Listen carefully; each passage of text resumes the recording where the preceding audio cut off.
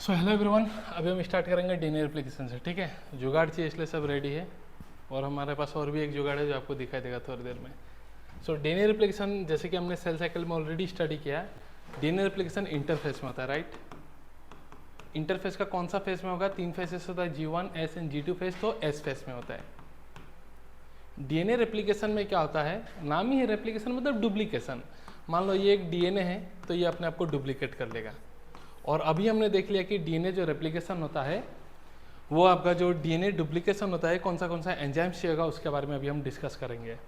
और DNA replication semi conservative होता है, अभी हमने देख लिया, मेसलसन एंड स्टाल ने इसको प्रूव करके गया, वाटसन एंड क्रिक ने बोला। तो सबसे पहले ये डीएनए जो हमारे बॉडी में जो डीएनए ये हेलिक्स फॉर्म में होता है। आइए सर, तो हम लोग का जो हमारे बॉडी में जो डीएनए है, आइए सर, सो हम लोग मॉडल ऑर्गेनिज्म, ठीक है। सो हमारे बॉडी में जो डीएनए हेलिक्स फॉर्म में होता है, राइट, जो हमने डिस्कस किया। तो ये डीएनए को अगर 2 कॉपी बनाना है, वह टूट जाएगा सर। ये डीएनए को अगर हमें 2 कॉपी बनाना है तो सबसे पहले डीएनए डबल हेलिक्स को खोलना पड़ेगा, राइट। तो खोलने के लिए सबसे पहले एंजाइम जो होता है, और डीएनए रिप्लिकेशन हर जगह स्टार्ट नहीं हो सकता, एक पर्टिकुलर जगह में स्टार्ट होता है, उस रीजन को हम कहते हैं ओरी रीजन, ओरिजिन ऑफ रेप्लिकेशन। तो सपोज अभी के लिए ओरी रीजन में यहाँ पकड़ लेता हूँ, यहाँ में ओरी रीजन। तो सबसे पहले जो ओरी रीजन होता है ना, वहाँ में हेलिकेस एंजाइम आएगा और हेलिकेस एंजाइम इस डबल हेलिक्स को खोल देगा इस प्रकार से। देखिए ये हेलिक्स के फॉर्म में बंधा हुआ था, अब ये हेलिक्स फॉर्म में खुल गया सर, ठीक है। डीएनए डबल हेलिक्स खुल के अब ये क्या आ चुका है, एक एक स्ट्रैंड अलग हो गया है। हाँ, ये सिंगल स्ट्रैंड बन चुका है अब। तो सबसे पहले हेलिकेस जो है डीएनए को अनवाइंड करेगा। दूसरा, अब जब ये डीएनए हेलिक्स अलग अलग हो चुका है तो ये तो अनस्टेबल हो चुका है। जब ऐसा था तो स्टेबल में था, अब ये सिंगल स्ट्रैंड अनस्टेबल हो चुका है। तो इसको स्टेबल करने के लिए यहाँ में कुछ प्रोटीन्स आके बाइंड करते हैं, उससे हम कहते हैं SSB protein, single stranded binding protein. ऐसा प्रोटीन जो सिंगल स्ट्रैंड को बाइंड करके स्टेबल कर रहा है, ठीक है। अब जब मैं इसको खोलूंगा, खोलने का वैसे उधर टेंशन के, आप मत खोलिए, उधर खोलते जाऊंगा तो उधर गांठ ना बन जाए बोल के यहाँ में एक एंजाइम होता है जो उस टेंशन को रिलीज करता है। उस एंजाइम को हम कहते हैं टोपोआइसोमरेज या फिर डीएनए गायरेज भी कहते हैं। और बाकी का कहानी अभी शुरू होगा। तो फिर से एक बार बता रहा हूँ, डीएनए जो हेलिक्स के फॉर्म में है, रेप्लिकेशन हर जगह नहीं होगा, पर्टिकुलर रीजन में होगा, उसे हम कहते हैं ओरिजिन ऑफ रेप्लिकेशन। वहाँ में आकर हेलिकेस डबल स्ट्रैंड को सिंगल स्ट्रैंड करेगा और इस सिंगल स्ट्रैंड को स्टेबल करेगा आपका SSB protein, that is single stranded binding protein, ठीक है। So thank you sir. यहाँ पर जो रोकेगा वो वाले को नाम, वो है आपका टोपोआइसोमरेज या फिर डीएनए गायरेज। कल आपको पूछूंगा सर, पढ़ के आएगा। Thank you sir. तो ये हम लोग का बेसिक कंसेप्ट क्लियर हुआ जो अभी हम मैं दिखाने वाला आपको।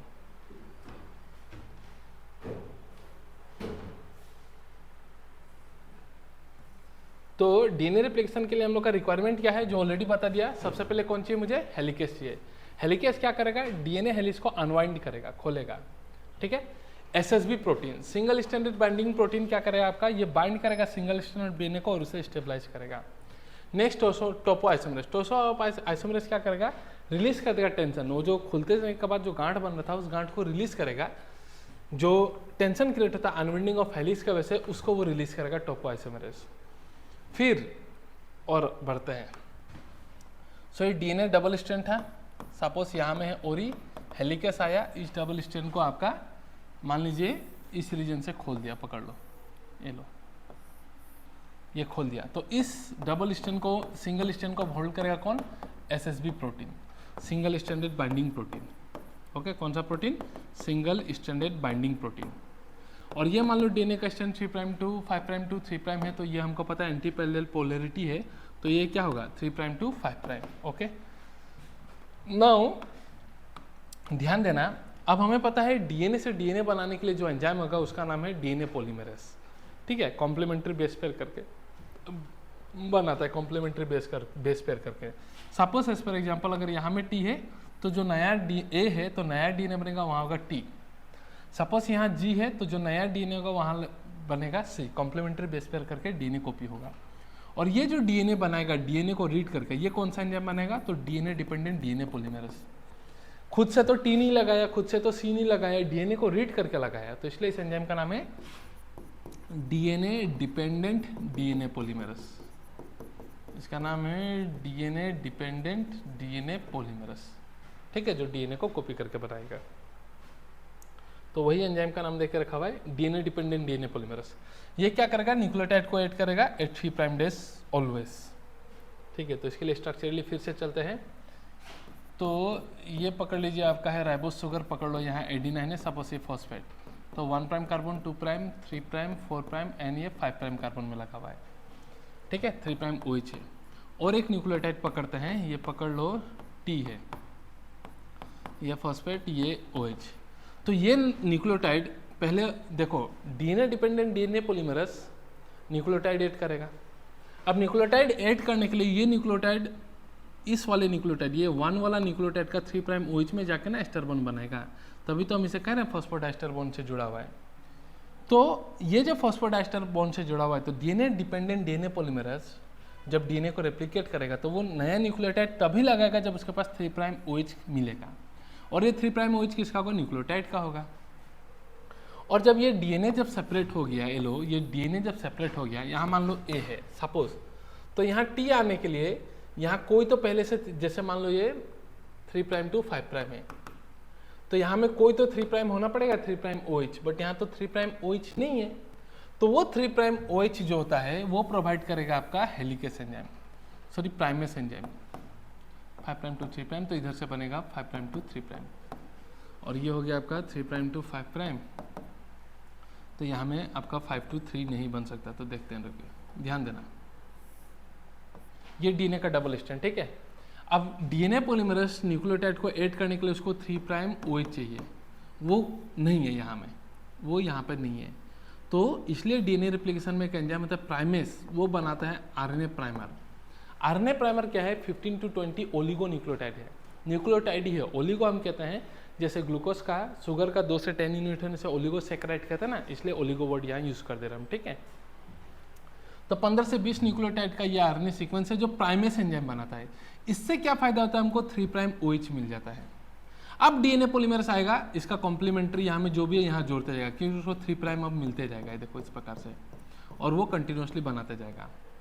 और इस वाले स्टेज में प्राइमर इस प्रकार से अगर लगा 5' to 3', तो क्या रेप्लिकेशन होगा, तब क्या डीएनए पॉलीमरेज ऐड करेगा, नहीं करेगा। क्यों, क्योंकि यहाँ में मान लो 3' में ऐड करते गए तो पोलैरिटी तो सेम हो गया 5' to 5', तो ऐसा पॉसिबल नहीं है। तो तुम बोलोगे, ठीक है देखो यहाँ में अच्छे से, तो तुम बोलोगे सर अगर ये 5 to 3 पॉसिबल है तो ऐसा कर देते हैं 3 to 5, ये तो वही सेम पोलैरिटी हो गया, तो कर देते 5 to 3, तो बोलोगे सर ये 5 to 3 कर दिया एंटी पैरेलल, तो क्या नया न्यूक्लियोटाइड यहाँ में ऐड करके कहाँ जाएगा, उसको तो इधर ऐड करना था, तो 5' में तो डीएनए पॉलीमरेज ऐड नहीं कर सकता। तो एक वाले स्ट्रेन में तो बढ़िया से जो स्ट्रेन 5 to 3 था उसमें 5 to 3 बहुत इजीली लग गया और वहाँ में कंटिन्यूअस सिंथेसिस चल रहा है। बट जो वाला डीएनए स्ट्रेन, जो टेम्पलेट स्ट्रेन जो सेपरेट हुआ है, जिसका पोलैरिटी 5 to 3' to 5' है, वहाँ में प्राइमर किसी भी एंगल से लगना पॉसिबल नहीं है एंड वाले स्टेज में।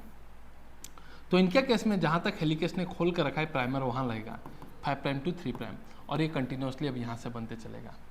ठीक है, अब ये मान लो डीएनए हेलिक्स और खुल गया, पकड़, अब हेलिकेस यहाँ तक पहुँच गया, सपोज ये लो, इसको और इधर खींच दे रहा हूँ, सपोज ये लो, तो ये जो था 5' to 3' ऊपर वाला बात कर रहा हूँ, ये तो कंटिन्यूसली यहाँ तक बना था, अब 3' खाली है तो बनते जाएगा। बट नीचे वाला का जो बात करें, जहाँ में प्राइमर यहाँ लगा था करीब, ये देखो 5' to 3', और ये यहाँ में बना था, अब क्या नया न्यूक्लियोटाइड 5' में ऐड होगा, नहीं हो पाएगा। तो इस केस में प्राइमर जहाँ तक हेलिकेस खुला था वहाँ में फिर जाकर 5 to 3 लगेगा और फिर बनने लगेगा। तो एक डीएनए का टेम्पलेट स्ट्रैंड जिसका पोलैरिटी 5' to 3 था, डीएनए का हमेशा ध्यान रखना उसमें कंटिन्यूअस सिंथेसिस होता है, और एक वाला डीएनए स्ट्रैंड जिसका टेम्पलेट का पोलैरिटी था 3' to 5', उसमें डिसकंटिन्यूअस सिंथेसिस होता है छोटे छोटे फ्रेगमेंट्स में। तो इस छोटे छोटे फ्रेगमेंट्स को हम कहते हैं ओकाजाकी फ्रेगमेंट, जो रेजी ओकाजाकी नाम के साइंटिस्ट ने दिया था। ठीक है, ध्यान रखिएगा। तो डीएनए डिपेंडेंट इसका काम बता दिया हमने। फिर प्राइमेस क्या करेगा, प्राइमर ऐड करेगा। प्राइमेस क्या करेगा, 15 से 20 न्यूक्लियोटाइड का प्राइमर ऐड करेगा, जो प्राइमेस एंजाइम बनेगा। प्राइमर का काम क्या है, वो 3' OH प्रोवाइड करता है डीएनए पॉलीमरेज के लिए। फिर न्यूक्लियोटाइड ऐड होगा, डीएनए पॉलीमरेज ऐड करेगा। वो डीएनए पॉलीमरेज जो न्यूक्लियोटाइड ऐड करेगा उसका सोर्स क्या है, तो उसका सोर्स है डीऑक्सीराइबो न्यूक्लियोसाइड ट्राइफॉस्फेट। ये रहा न्यूक्लियोसाइड न्यूक्लियोटाइड ट्राइफॉस्फेट की फॉर्म में है। सो डीएनए इसलिए डीऑक्सी ऐड हो रहा है, so D ATP adenosine triphosphate, deoxy thymidine triphosphate, deoxy guanosine triphosphate, deoxy cytidine triphosphate, ठीक है। इसका डुअल रोल होता है, ये है ना, तो इसका डुअल रोल क्या है, इसके बीच में बॉन्ड टूटा तो एनर्जी रिलीज हो गया, तो वो एनर्जी हमको क्या प्रोवाइड कर देगा आपको, ये जो एनर्जी रिलीज हो, ये एनर्जी हमको रेप्लिकेशन के लिए यूज हो जाने वाला है, क्योंकि replication is a very energetic process. दूसरा काम क्या है, ये जब बॉन्ड टूट गया तो ये क्या बन के रह गया मेरा, न्यूक्लियोटाइड। तो इसका दो काम है, एक तो एनर्जी प्रोवाइड करेगा, दूसरा इट इज एक प्रोवाइड सबस्ट्रेट फॉर रेप्लिकेशन, मतलब न्यूक्लियोटाइड प्रोवाइड करेगा, तो इसका डुअल रोल ध्यान रखिएगा, ये यहाँ में देख रखा है। So this is deoxyribo nucleoside triphosphate, तो ये जब बॉन्ड टूटा तो न्यूक्लियोटाइड भी मिल गया, एनर्जी भी मिल गया, जो रेप्लिकेशन के लिए यूज होगा। और फाइनली जब ये प्राइमर जो लगा हुआ, इस प्राइमर को हटा के डीएनए को जब जोड़ा जाएगा तो जोड़ने वाला काम कौन करेगा, लाइगेस। कौन करेगा, ligase. So this where our requirement, जो यहाँ में लिखा हुआ है बढ़िया से एक बार देख लीजिए। हेलिकेस खोलेगा, टेंशन रिलीज करेगा, बाइंड करेगा, प्राइमर 3' OH देगा। न्यूक्लियोटाइड का सोर्स कौन है, deoxyribo nucleoside triphosphate, source and energy. DNA dependent DNA polymerase nucleotide add करेगा, हमेशा 3' OH में करेगा, तो इसलिए इसका एक्टिविटी हम हमेशा बोलते हैं 5' to 3'। और लाइगेस डीएनए फ्रेगमेंट को ज्वाइन करेगा, ठीक है। तो ये ऑलरेडी हमने देख चुका है, इसको मैं फिर से यहाँ दिखा रहा हूँ, ये लो। तो रेप्लिकेशन ओरी से स्टार्ट होगा, तो हेलिकेस आएगा, ओरी को खोलेगा, अनवाइंडिंग ऑफ डीएनए एंड दो both strand will act as template. तो जो 5 to 3 वाला है एंड जो एक नीचे वाला है 3 to 5, तो नीचे में 3 to 5 है, तो यहाँ 5 से 3 प्राइमर लग गया, तो अब डीएनए पॉलीमरेज आएगा, यहाँ कंटिन्यूअस सिंथेसिस करेगा। हेलिकेस यहीं तक गया है, बट इस केस में 5 to 3 नहीं लगा सकता क्योंकि पोलरिटी सेम हो जाएगा। तो इस केस में जहाँ हेलिकेस खोला है वहाँ जाके प्राइमर लगेगा और यहाँ उल्टा की तरफ सिंथेसिस होने लग जाएगा। अब मान लो हेलिकेस यहाँ तक आ गया, तो ये तो 3' OH है तो कंटिन्यूअस होगा, यहाँ 5' में तो आ नहीं सकता, तो फिर से 5 to 3 ऐड होगा और यहाँ कंटिन्यूअस सिंथेसिस होगा। ये रुक रुक के हो रहा है, तो इस स्ट्रैंड को लेगिंग या डिसकंटिन्यूअस स्ट्रैंड बोलते हैं, इस वाले को हम लीडिंग या कंटिन्यूअस स्ट्रैंड कहते हैं, ठीक है। और इस छोटे छोटे फ्रेगमेंट को ओकाजाकी फ्रेगमेंट कहते हैं, इसको जापानी साइंटिस्ट रेजी ओकाजाकी ने दिया था। और ये फाइनली पूरा चला जाएगा और प्राइमर फाइनली जब पूरा यहाँ से यहाँ तक एंड तक कॉपी हो जाएगा, तो प्राइमर फाइनली रिमूव हो जाएगा और जो डीएनए फ्रेगमेंट होगा वो लाइगेस ज्वाइन कर देगा। तो एक डीएनए था, ये कॉपी कर देगा, ये भी कॉपी कर देगा, तो एक डीएनए से 2 डीएनए बन गया, रेप्लिकेशन हो गया, ठीक है। सो वेरी सिंपल, सेम चीज़ यही है। सो इधर उल्टा से दिखा दिया, और ही आया एसएसबी प्रोटीन काम किया, एक में ओकाजाकी फ्रेगमेंट डिसकंटिन्यूअस, एक में सिंथेसिस, प्राइमर रिमूव होगा एंड फ्रेगमेंट अब ज्वाइन हो जाएगा, ठीक है। और इक्वलाई में याद रखना, सेल डिवाइड करता है 20 मिनट और 95% तो इंटरफेस में चला जाता है, डीएनए रेप्लिकेशन के लिए 18 मिनट चाहिए होता है। और प्रोकैरियोट्स में डीएनए पॉलीमरेज का स्पीड याद रख लेना 2000 बेस पेयर पर सेकंड। एक सेकंड होता नहीं कि 2000 ATGC 2008 कर देगा पर सेकंड में, तो स्पीड एकदम गोली के बराबर है, ठीक है। नेक्स्ट हम पढ़ेंगे gene and cistron. What is gene? DNA का कोई भी पार्ट, अभी जीन का डेफिनेशन हम और डिटेल में जाएंगे। डीएनए का कोई भी पार्ट जो आपका आरएनए बनाएगा, वो चाहे rRNA हो, मान लो डीएनए से आरएनए बनेगा, ये मान लो mRNA है, और डीएनए से आरएनए बनेगा, ये मान लो tRNA है, ठीक है। सो डीएनए से हम अभी तक जीन का मतलब क्या पढ़ रहे थे, डीएनए से आरएनए बनना, आरएनए से प्रोटीन कहना को जीन कहते हैं, बट अभी जीन का डेफिनेशन और ब्रॉड होते जाएगा। So any part of DNA that will form RNA, it can be rRNA ribosomal RNA, it can be mRNA messenger RNA, और it can be transfer RNA tRNA। कोई भी RNA बनाएगा तो उसको हम जीन बोल देंगे। इसका मतलब सर क्या ये जीन है? हाँ ये भी जीन है। mRNA बनाने वाला भी जीन है? हाँ जी। tRNA बनाने वाला भी है? तो हाँ जीन है। तो जीन का डेफिनेशन अब ब्रॉडर सेंस में चलेगा। कोई भी आरएनए डीएनए बनाए तो उसको भी आप जीन बोलोगे। और भी हम देखेंगे काफी बार कोई पार्ट होता है डीएनए का जो आरएनए नहीं बनाएगा, उसको भी हम जीन कहते हैं। कब कहेंगे तो देखेंगे लेटर पार्ट इसमें, ठीक है, जीन रेगुलेशन में देखेंगे, सो डोंट वरी। और वहां में एक टर्म हमने देखा सिस्टोन। तो सिस्टोन क्या है? सिस्टोन डीएनए का वो पार्ट है जो mRNA बनाएगा, mRNA से प्रोटीन बनाएगा, तो इस पार्ट को हम कह देते हैं सिस्टोन। इसका मतलब सिस्टोन जीन ही है। हाँ सिस्टोन इज जीन, बट कौन सा जीन? वो जीन जो mRNA बनाएगा, mRNA से प्रोटीन बनाएगा। इसका मतलब मैं बोल सकता all cistron are gene, but this is also gene, this is not cistron. Why? Because it is not forming mRNA। So gene मतलब कोई भी डीएनए आरएनए बनाएगा, सिस्टोन मतलब डीएनए से mRNA बनकर प्रोटीन बनेगा, तो इस पार्ट ऑफ जीन को ही आप बोलोगे सिस्टोन। तो आई होप दोनों का बीच में जो डेफिनेशन पार्ट है वो क्लियर हो गया। So part of DNA that makes RNA, कोई भी आरएनए, और ये तीनों आरएनए प्रोटीन सिंथेसिस के चाहिए होता है, तो उसे जीन बोलोगे। सिस्टोन मतलब पार्ट ऑफ डीएनए जो प्रोटीन या पॉलीपेप्टाइड बनाएगा, ठीक है। अब ये सिस्टोन का भी टाइप होता है, देखेंगे। अगर एक डीएनए से एक ही प्रोटीन बोले बनेगा तो उसे बोलोगे मोनोसिस्टोनिक जीन, एक डीएनए से एक से ज़्यादा प्रोटीन अगर बन जाएगा तो उसे हम लोग पॉलीसिस्टोनिक जीन। मोनोसिस्टोनिक जीन हमारे में होता है यूकैरियोट्स में, और पॉलीसिस्टोनिक जीन जो होता है वो प्रोकैरियोट्स में होता है। ठीक है, सो ये लाइन जो बोला था ध्यान रख लेना। नेक्स्ट, सो मोनो जीन सिस्टम का दो टाइप होता है, मोनोसिस्टोनिक पॉलीसिस्टोनिक। मोनो मतलब क्या, वन, तो एक जीन से एक एमआरएनए बन के एक ही प्रोटीन बनेगा। ध्यान रखना, एक ही एमआरएनए से एक प्रोटीन बनेगा, और ये हमारे में होता है। पोली मतलब मेनी, तो इसमें क्या होता है, एक जीन से एक ही एमआरएनए बनेगा। ये डीएनए है ना, उससे एक ही एमआरएनए बनेगा, बट इस एमआरएनए से मल्टीपल प्रोटीन बन जाएगा, प्रोटीन 1, प्रोटीन 2, प्रोटीन 3, तो इसे बोलते हो आप पॉलीसिस्टोनिक जीन। याद रखना, एमआरएनए एक ही है बट प्रोटीन मल्टीपल बन रहा है, और हमारे में एक एमआरएनए से एक ही प्रोटीन बन रहा है, तो मोनो एंड पॉली का ही डिफरेंस। तो ये प्रोकैरियोट्स में होता है। हमारे केस में डीएनए से आरएनए कहाँ बनता है, न्यूक्लियस में, और आरएनए से प्रोटीन साइटोप्लाज्म में। तो ट्रांसक्रिप्शन न्यूक्लियस, ट्रांसलेशन साइटोप्लाज्म होता है। प्रोकैरियोट्स का केस में तो न्यूक्लियस है ही नहीं, तो उनका ट्रांसक्रिप्शन एंड ट्रांसलेशन साइटोप्लाज्म में ही हो जाता है। एंड काफी बार प्रोकैरियोट्स में क्या होता है कि डीएनए से आरएनए बना, ट्रांसक्रिप्शन कंप्लीट नहीं हुआ है। ट्रांसक्रिप्शन कंप्लीट हुआ नहीं कि इससे प्रोटीन बनना स्टार्ट हो जाएगा। ये राइबोसोम आएगा, प्रोटीन बनाना स्टार्ट करेगा, राइबोसोम आएगा, प्रोटीन बनाना स्टार्ट कर देगा। ट्रांसक्रिप्शन कंप्लीट हुआ ही नहीं। तो काफी बार प्रोकैरियोट्स में क्या होता है, transcription and translation are coupled, simultaneously होता है। तो पहला बात तो उनका दोनों चीज साइटोप्लाज्म में होता है, और कभी कभी ट्रांसक्रिप्शन एंड ट्रांसलेशन कपल होता है कि ट्रांसक्रिप्शन कंप्लीट हुआ नहीं कि ट्रांसलेशन स्टार्ट हो गया। और इनमें पॉलीसिस्टोनिक जीन होता है, मतलब एक डीएनए से एक एमआरएनए, उससे मल्टीपल प्रोटीन बनेगा। तो जब एक एमआरएनए में बहुत सारा राइबोसोम लग जाता है तो इसे हम बोलते हैं पॉलीजोम या फिर पॉलीराइबोसोम, जो कि प्रोकैरियोट्स में दिखता है, हमारे में नहीं मिलेगा सब। तो हमारे में डीएनए हुआ ट्रांसक्रिप्शन, एमआरएनए बना, एक्सपोर्ट होकर साइटोप्लाज्म में ट्रांसलेशन हुआ।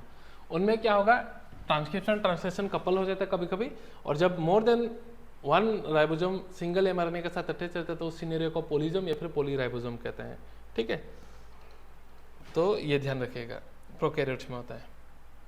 फिर से और देखते हैं यहाँ में हमारे केसेस में क्या होता है, हमारा जो जीन होता है ना वो स्प्लिट जीन अरेंजमेंट होता है। इसको मैं फिर बाद में बताऊंगा, अभी फिर से सुनो इसको, बाद में अभी थोड़ा देर में हम फिर से इस टॉपिक को पढ़ेंगे। अभी सुनो, स्प्लिट जीन, नाम से पता चल रहा है जीन हमारा स्प्लिट होकर रखा है। स्प्लिट जीन अरेंजमेंट का मतलब क्या है, जीन मतलब अभी तक हम क्या पढ़ रहे हैं, फंक्शनल पार्ट ऑफ डीएनए।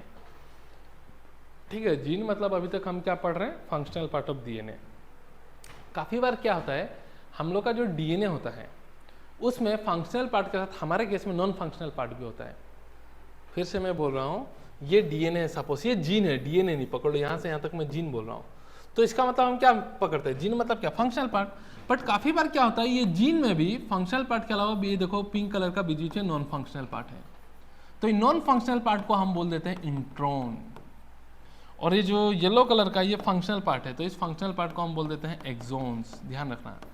तो कैसे याद रखोगे कौन सा फंक्शनल है नॉन फंक्शनल, तो इंट्रॉन इंटरफेयर करता है, इंटरफेयर करने वाला चीजें काम का नहीं होता, बुरा होता है, तो इंट्रॉन नॉन फंक्शनल पार्ट है और एक्सोन फंक्शनल पार्ट है। तो बोलोगे सर हम लोग का, तो बोलोगे कि यूकैरियोट्स का केस में जीन में भी नॉन फंक्शनल पार्ट होता है, हाँ होता है इंट्रॉन, और ऐसा प्रकार का जीन का अरेंजमेंट को हम कहते हैं स्प्लिट जीन अरेंजमेंट, जो कि सिर्फ और सिर्फ यूकैरियोट्स में दिखाई देगा। किसमें दिखाई देगा, यूकैरियोट्स में, ध्यान रखिएगा। तो ये रहा सिस्टम, तो हमारे केस में स्प्लिट जीन अरेंजमेंट दिखाई देता है, एक्सोन फंक्शनल पार्ट भी मिलेगा, इंट्रॉन नॉन फंक्शनल पार्ट भी मिलेगा। तो हमारे केस में जब आरएनए बनेगा तो डीएनए जीन है, तो यहाँ से यहाँ तक तो ये पूरा आरएनए में कॉपी हो जाएगा। देखो पूरा आरएनए बन गया 5 प्राइम टू 3 प्राइम, और बीच बीच में नॉन फंक्शनल पार्ट प्रेजेंट है ही, बीच बीच में इंट्रॉन प्रेजेंट है ही। तो हमारे केस में डीएनए से ना डायरेक्टली एमआरएनए नहीं बनता, जिसमें नॉन फंक्शनल पार्ट इंट्रॉन भी रहता है वैसा आरएनए बनता है, और ऐसा आरएनए को हम बोलते हैं एचएन आरएनए, हेटेरोन्यूक्लियर आरएनए। हेटेरो मतलब अलग अलग आरएनए, इसमें नॉन फंक्शनल वाला आरएनए भी है, तो हेटेरोन्यूक्लियर आरएनए बोलते हैं। तो हमारे केस में एमआरएनए डायरेक्टली नहीं बनता ट्रांसक्रिप्शन से एचएन आरएनए बनता है। फिर इस एचएन आरएनए का प्रोसेसिंग करना पड़ता है, प्रोसेसिंग जब करते हैं तो हमारे बॉडी में एमआरएनए बन जाता है। कलर चेंज कर लेता हूँ, तब जाके हमारे बॉडी में एमआरएनए बन जाता है 5 प्राइम टू 3 प्राइम, जिसमें ये इंट्रॉन नहीं होता। प्रोसेसिंग में इंट्रॉन हो जाता है और सारा एक्सोन जुड़ जाता है। तो इस प्रोसेसिंग को हम पोस्ट ट्रांसक्रिप्शनल मॉडिफिकेशन भी कहते हैं, क्योंकि ट्रांसक्रिप्शन के बाद हो रहा है। तो प्रोसेसिंग का 10 स्टेप होता है, capping, telling and splicing. Detail में जाएंगे, डोंट वरी। इसमें क्या होता है, इंट्रॉन रिमूव होगा, एक्सोन ज्वाइन हो जाएगा, इसे पोस्ट ट्रांसक्रिप्शनल मॉडिफिकेशन भी कहते हैं। तो हमारे केस में पहले डीएनए से एचएनआरएनए बनेगा, उसके बाद उसका प्रोसेसिंग होकर एमआरएनए बनता है। और उसका रीजन क्या है, क्योंकि हमारे में कैसा अरेंजमेंट मिलता है, स्प्लिट जीन अरेंजमेंट, इसको फिर देखेंगे और डिटेल में, डोंट वरी। तो मोनो एंड पॉली का तो डिफरेंस हमने देख लिया सब कुछ, एक बार देख लीजिए, कुछ छूटना नहीं चाहिए। Processing, sometime the regulatory sequence can are loosely defined as,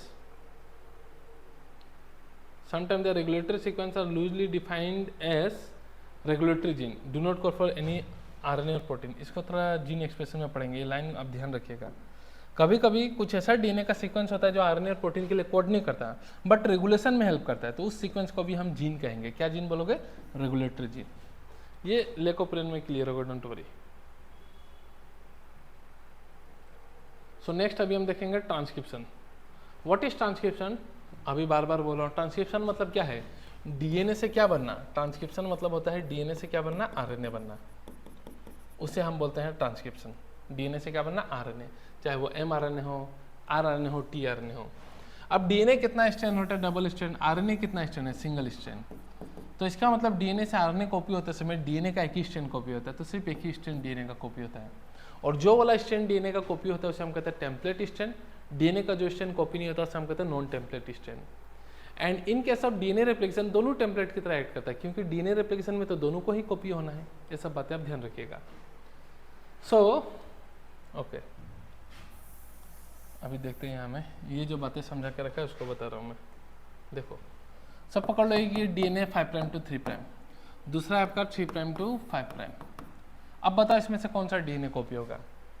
सो हमें पता है जो पॉलीमरस होता है, देखो डीएनए से डीएनए बनाता था डीएनए पॉलीमरस। अब डीएनए को रीड करके आरएनए बनाएगा तो वो उसका नाम होगा, डीएनए को रीड करके बना रहा है तो डीएनए डिपेंडेंट आरएनए पॉलीमरस। और उसका भी activity always 5 prime to 3 prime होता है, जिससे डीएनए पॉलीमरस का होता है। तो नया जो आरएनए बनेगा वो 5 टू 3 प्राइम बनेगा। तो इसमें से किसका कॉम्प्लीमेंट्री होगा? ऊपर का ना नीचे का? नीचे वाला का कॉम्प्लीमेंट्री होगा 5 टू 3। तो कौन सा स्ट्रैंड कॉपी होगा? नीचे वाला। तो इसे हम बोल देंगे टेम्पलेट, और ऊपर वाले को हम बोलते हैं नॉन टेम्पलेट। देखेंगे, डोंट वरी। नेक्स्ट, ये डीएनए का जो पार्ट ट्रांसक्रिप्शन में टेक पार्ट करता है उसे हम कहते हैं ट्रांसक्रिप्शन यूनिट। और इसमें 3 पार्ट होता है। डीएनए रेप्लिकेशन में जो डीएनए का पार्ट ट्रांसक्रिप्शन में टेक पार्ट करता है उसे हम कहते हैं ट्रांसक्रिप्शन यूनिट, ठीक है। और ट्रांसक्रिप्शन यूनिट का 3 पार्ट होता है। जहां से ट्रांसक्रिप्शन स्टार्ट होगा उसे हम कहते हैं प्रोमोटर। जो पार्ट एक्चुअल में कॉपी होगा उसे हम कहते हैं स्ट्रक्चरल जीन, उसे हम कहते हैं स्ट्रक्चरल जीन। और जहां ट्रांसक्रिप्शन जाकर रुक जाएगा उसे हम कहते हैं टर्मिनेटर। तो पकड़ लो 3 टू 5 है, ये 5 टू 3 है। तो प्रोमोटर एक कोई डब्बा नहीं है, प्रोमोटर डीएनए का सीक्वेंस ही होता है। टर्मिनेटर कोई डब्बा नहीं, टर्मिनेटर डीएनए का सीक्वेंस ही होता है। यहाँ बॉक्स के फॉर्म में समझा गया है। तो ट्रांसक्रिप्शन यूनिट में 3 पार्ट है, प्रोमोटर जो एक्चुअल पार्ट कॉपी होगा, स्ट्रक्चरल जीन एंड टर्मिनेटर। तो यहाँ से अगर आप देखो प्रोमोटर यहाँ है, मतलब डीएनए ऐसे ही आरएनए ऐसा बनने वाला है 5 प्राइम टू 3 प्राइम। तो किसका कॉम्प्लीमेंट्री? ऊपर वाले का साथ है। तो यहाँ से कौन कॉपी होगा? नीचे वाला ना ऊपर वाला? देखो नीचे वाला कॉपी से पोलरिटी सेम हो रहा है तो नीचे वाला कॉपी नहीं होगा, ऊपर वाला कॉपी हो रहा है, एंटी पैरेलल हो रहा है। तो ऊपर वाला कॉपी होगा तो उसको हम बोलते हैं टेम्पलेट स्ट्रैंड या फिर नॉन कोडिंग या फिर एंटी सेंस भी कह देते हैं, ध्यान रखना। अब तुम बोलोगे सर कोड तो यही करता है, मतलब कॉपी ये हो रहा है तो इसे नॉन कोडिंग क्यों कर रहे हैं? और इसका ऑपोजिट वाला जो नॉन टेम्पलेट है उसको हम बोल दे रहे हैं कोडिंग स्ट्रैंड या फिर सेंस स्ट्रैंड। तो क्यों, इसका मतलब मैं अभी समझाऊंगा थोड़ी देर में। तो ऊपर वाले का काम क्या है? वो तो कॉपी हो जाएगा, टेम्पलेट है। नीचे वाले का काम क्या हो गया कि इस ट्रांसक्रिप्शन यूनिट में जितना भी रेफरेंस पॉइंट है आप सब कुछ दोगे with respect to coding strand, मतलब नॉन टेम्पलेट। जितना भी नामकरण ट्रांसक्रिप्शन यूनिट में आप करोगे टेम्पलेट के रिस्पेक्ट में नहीं करोगे, नॉन टेम्पलेट के रिस्पेक्ट में करोगे, जिसे हम कोडिंग कहते हैं। कोडिंग क्यों कहते हो थोड़ी देर में बताऊंगा। तो मैं पूछूं प्रोमोटर कहाँ में है, तो तुम कंफ्यूज होगा सर ये तो 3 प्राइम में ना 5 प्राइम में है। तो तुम किसको देखोगे? नॉन टेम्पलेट वाले को देख के बोलोगे। तो नॉन टेम्पलेट की तरफ से कहाँ में? 5 प्राइम। तो आप बोलोगे प्रोमोटर कहाँ में लोकेटेड है? Upstream towards 5 prime end of coding strand. Coding strand का 5 प्राइम एंड में है। अपस्ट्रीम मतलब प्रोमोटर का इधर का रीजन को अपस्ट्रीम कह दोगे, इधर को डाउनस्ट्रीम कह दोगे। तो टर्मिनेटर कहाँ में? डाउनस्ट्रीम है। किधर? 3 prime and downstream of coding strand. तो कहाँ में लोकेटेड है? 3 प्राइम एंड में लोकेटेड है ऑफ कोडिंग स्ट्रैंड। और ये तो कॉपी नहीं होने वाला, नॉन टेम्पलेट तो कॉपी नहीं होने वाला। तो आई होप ये ट्रांसक्रिप्शन यूनिट का सारा पोर्शन क्लियर है। अब उसे नॉन कोडिंग क्यों कहते हैं यहीं में दिखा के रखा हुआ है, देखो ये रहा। नॉन कोडिंग, नॉन टेम्पलेट को कोडिंग क्यों कहते रहे, देखो। अब इसमें से 5 प्राइम टू 3 प्राइम, इधर है प्रोमोटर, पकड़ लो, ये रहा प्रोमोटर, अच्छे से ध्यान देना, हाँ ध्यान दोगे तो क्लियर हो जाएगा, नहीं दोगे तो नहीं समझ में आएगा। ये है टर्मिनेटर, ये है प्रोमोटर, ठीक है। तो कौन सा कॉपी होगा, इधर से ऐसा होने वाला स्टार्ट तो 5 प्राइम टू 3 प्राइम चलने वाला है, तो ऊपर वाला कॉपी होगा ना नीचे वाला कॉपी होगा, तो नीचे वाला टेम्पलेट हो गया, राइट, टेम्पलेट। तो इसका मतलब ऊपर वाला को हम कोडिंग बोले। कोडिंग क्यों बोलते हैं पता है, टेम्पलेट ये तो इसका कॉपी हुआ, एक मान लो ये टेम्पलेट का सीक्वेंस था, ए था तो आरएनए में यू आएगा, टी मत डाल देना, यू है तो ए आएगा, जी है तो सी आएगा, सी है तो जी, जी सी। तो डीएनए का नॉन टेम्पलेट वाले का कॉम्प्लीमेंट्री क्या होगा, ए है तो टी, यू है तो क्या होगा ए, जी है तो क्या हो जाएगा आपका, ए है तो टी, यू तो ए, जी होगा तो C, then G, G and then क्या सी। तो आप देखो ये जो आरएनए बना है किसको देख के बना है, टेम्पलेट को देख के बना है इसको, बट इसका सीक्वेंस और जो कॉपी नहीं हुआ उसका सीक्वेंस तो सेम है ना, कोड तो सेम है। देखो क्या है, T A C ji ji C, so U A सी जी जी सी सब सेम है, बस टी का बदली क्या है, यू है। तो जो आरएनए बनता है टेम्पलेट से ना, उस आरएनए का कोड जो कॉपी नहीं होता उसके साथ सब सेम होता है, एक्सेप्ट डीएनए में टी रहता है, आरएनए में यू आता है। इसके बेसिस पे आप बहुत जल्दी सीक्वेंस निकाल पाओगे क्वेश्चंस में। जो बोला उसको दोबारा फिर से 2-3 बार रिपीट करके सुनना, क्वेश्चंस कराऊंगा तो और क्लियर होगा। अब दूसरा सवाल है कि सर डीएनए रिप्लिकेशन में दोनों कॉपी होता है, ट्रांसक्रिप्शन में क्यों दोनों कॉपी नहीं होता, ट्रांसक्रिप्शन में क्यों एक ही कॉपी होता है, ठीक है। तो ट्रांसक्रिप्शन में अगर दोनों कॉपी हुआ तो बहुत ही इश्यू होगा। क्या क्या इश्यू होगा देखेंगे। पहला इश्यू क्या है, ये मान लो डीएनए डबल स्ट्रैंड है 5 prime to 3 prime, 3 prime to 5 prime. मान लो अगर दोनों कॉपी हुआ, ऊपर वाला भी कॉपी हुआ, तो सिर्फ इधर से कॉपी हुआ मान लो 5 to 3, तो ए का बदली आएगा यू, ए सी जी जी, और ये भी सी का जी आएगा। नीचे वाला कॉपी हुआ ये 5 प्राइम टू 3, तो एक्चुअल में एक ही कॉपी होना चाहिए, बट अगर दोनों कॉपी हुआ तो टी का बदली आएगा ए का यू, जी का सी, जी का सी, सी एन सी। तो ये 2 आरएनए बन गया। अगर दोनों कॉपी होता तो 2 आरएनए बना, ये दोनों आरएनए कॉम्प्लीमेंट्री होगा, तो क्या बन जाएगा, डबल स्ट्रैंडेड आरएनए। सो अगर बहुत कॉपी होगा तो 2 आरएनए बनेगा, वो दोनों आरएनए कॉम्प्लीमेंट्री होगा तो डबल स्ट्रैंडेड आरएनए बन जाएगा, और डबल स्ट्रैंडेड आरएनए से प्रोटीन नहीं बनेगा। ये रीजन है कि दोनों स्ट्रैंड कॉपी नहीं होता। दूसरा रीजन कॉपी नहीं होने का है कि अगर बहुत कॉपी हो गया और कुछ कारण से डबल स्ट्रैंड नहीं भी बना, तो इससे प्रोटीन अलग बन जाएगा, इससे प्रोटीन अलग बन जाएगा, तो जेनेटिक इन्फॉर्मेशन ही कॉम्प्लेक्स हो जाएगा। सपोज मैं बोल रहा हूँ ये इंसुलिन का जीन है, तो इंसुलिन का जीन है तो इंसुलिन में तो एक ही कॉपी होगा, 2 तो कॉपी होगा नहीं। तो नीचे वाला से मान लो इंसुलिन बना, क्योंकि AUG मेथियोनिन के लिए कोड करेगा, UAC मेथियोनिन के लिए थोड़ी कोड करेगा, तो किसी और चीज़ के लिए कोड करेगा, तो यहाँ GGG ग्लाइसिन के लिए कोड करेगा, CCC प्रोलिन के लिए कोड करेगा, तो अलग अलग इन्फॉर्मेशन क्रिएट होगा। तो एक ही डीएनए से 2 आरएनए बनेगा और 2 आरएनए से 2 प्रोटीन बनेगा, तो जेनेटिक इन्फॉर्मेशन कॉम्प्लेक्स कर देगा। तो सपोज ये मैं बोलूँ जीन है कोई एक प्रोटीन का, तो अगर दोनों कॉपी होगा तो 2 अलग अलग प्रोटीन बन जाएगा, तो गड़बड़ हो जाएगा। तो अगर 2 कॉपी होगा तो 2 mRNA बनेगा, जिसकी वजह से 2 प्रोटीन बनेगा एक ही जीन से, thereby complexing genetic information. अब तुम बोलोगे कि सर पॉलीसिस्टोनिक पे तो ऑलरेडी 2 प्रोटीन बनता है। हाँ भाई पॉलीसिस्टोनिक में बनता है, बट उसमें सिंगल mRNA से बनता है भाई, यहाँ से यहाँ कॉपी हुआ, यहाँ से यहाँ कॉपी हुआ। 2 RNA से, अगर 2 RNA से प्रोटीन बनेगा तो वो अलग होना ही है, ठीक है। तो पॉलीसिस्टोनिक में बनता है मल्टीपल प्रोटीन, बट एक ही RNA से बनता है, तो कॉम्प्लेक्स नहीं होता। तो ये 2 कारण आप ध्यान रखिएगा कि क्यों बोथ स्ट्रैंड कॉपी नहीं होता। फिर ये तो मैंने बता दिया स्प्लिट जीन में जो प्रोकैरियोट्स में नहीं होता, तो प्रोकैरियोट्स में प्रोसेसिंग का जरूरत नहीं है। अभी हम देखेंगे बैक्टीरियल ट्रांसक्रिप्शन। सो ट्रांसक्रिप्शन मतलब क्या, डीएनए से आरएनए बनाना, ठीक है। सो जैसे डीएनए रेप्लिकेशन में हमने देखा खोलने के लिए हेलिकेस चाहिए, टोपोआइसोमरेज चाहिए, सब चाहिए, एसएसबी प्रोटीन चाहिए। आरएनए में याद रखना आरएनए पॉलीमरेज हीरो है एकदम। आरएनए पॉलीमरेज सब करेगा, खोलेगा भी, अनविंडिंग भी करेगा, टेंशन भी रिलीज करेगा, सब कुछ वो आरएनए पॉलीमरेज ही करेगा, आप ध्यान रखिएगा, ओके। सो बैक्टीरियल ट्रांसक्रिप्शन में क्या होता है, कौन आएगा, डीएनए को रीड करके आरएनए बनाया जाएगा, तो डीएनए डिपेंडेंट आरएनए पॉलीमरेज। इसका मेन काम होता है एलोंगेशन, बताऊंगा इसका मेन काम क्या होता है, एलोंगेशन। जैसे कि और मेन काम तो है, और ये भी चीज़ ध्यान रखिएगा जो मैंने बोला, ये हीरो है, खोलने का काम, टेंशन रिलीज करने का काम, एलोंगेट करने का काम यही करेगा सब कुछ अकेला ही।